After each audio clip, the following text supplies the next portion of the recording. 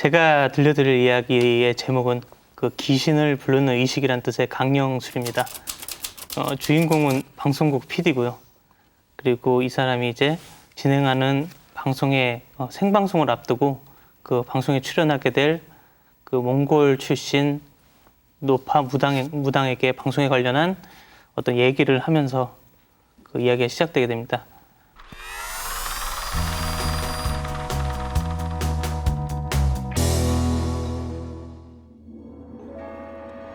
생방송 10분 전 프로그램 담당 PD는 오늘의 출연자인 몽골 출신 무당과 최종 점검 중이다. 몽골에서까지 사람이 오다니. 방송이 코앞이지만 PD는 마음에 들지 않는 것 투성이다. 진행자는 몸단장에만 여념이 없고 대본 연습은 뒷전이다. 전 진행자는 재치와 능력을 겸비한 여자 아나운서였지만 시청률이 떨어지며 교체됐다. 한때 생활 속 과학 상식을 풀어주며 최고의 시청률을 자랑했지만 소재 고갈로 인해 시청자들의 관심은 멀어져 갔고 떨어진 시청률을 잡기 위해 자극적이고 위험한 아이템들에 손대기 시작했다. 그리고 결국 사고가 터지고 말았다. 한 초등학생이 방송을 보고 따라 만든 사제폭탄이 폭발해버린 것. 그 사고로 한 명의 아이가 죽었고 프로그램 페이지 여론이 들끓기 시작했다. 그래서 임시방편으로 특집 방송을 하게 된 것이다.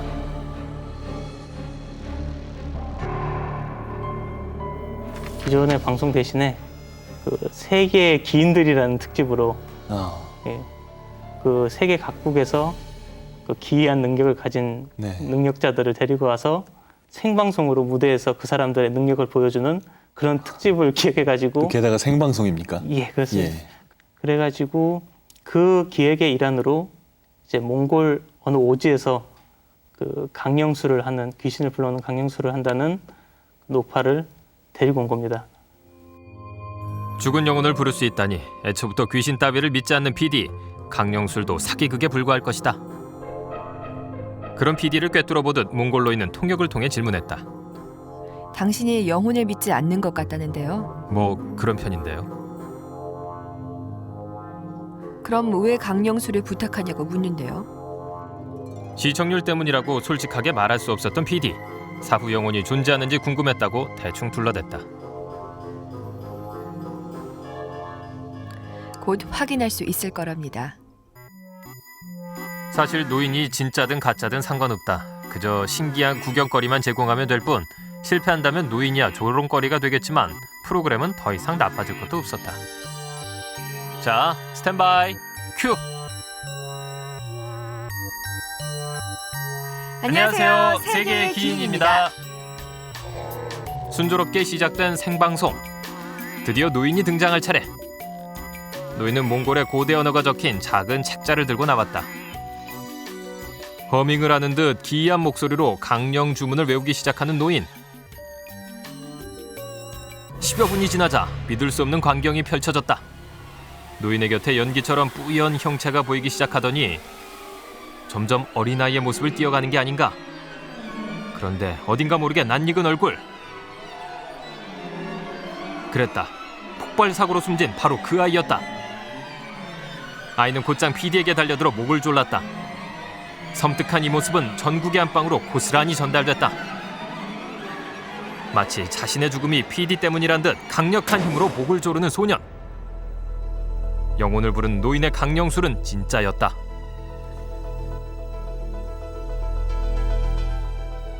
영혼이 당신에게 강한 원한을 품고 있는 것 같다는데요.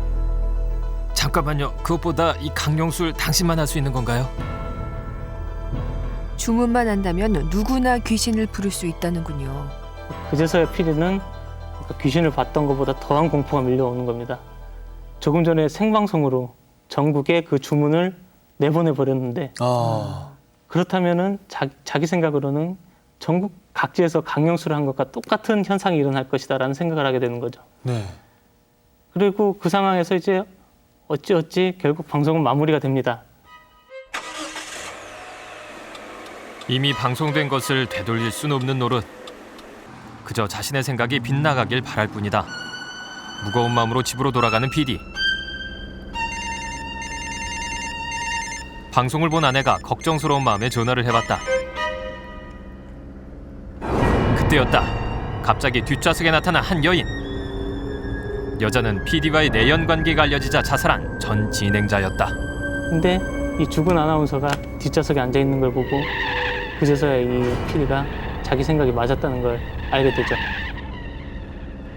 그래서 그 순간에 이제 PD는 그 전화기에다 대고 누구에게 하는 말인지 모르겠지만 미안하다는 말을 남기면서 목이 졸려지는 거죠.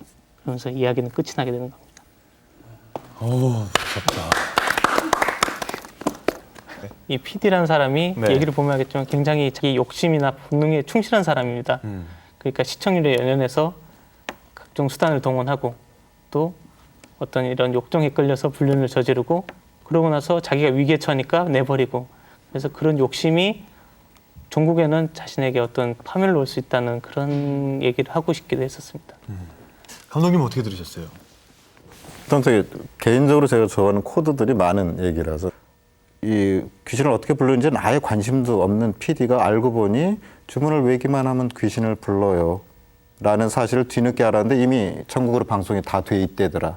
그럼 온갖 사람들이 다 귀신을 불러댈 텐데 저는 그 부분이 제일 소름 끼쳤는데 이제 그 뒤에 이제 사족처럼 PD의 개인사가 마치 반전처럼 따라붙는 부분은 조금 더 섬세하게 처리가 돼야 되지 않을까.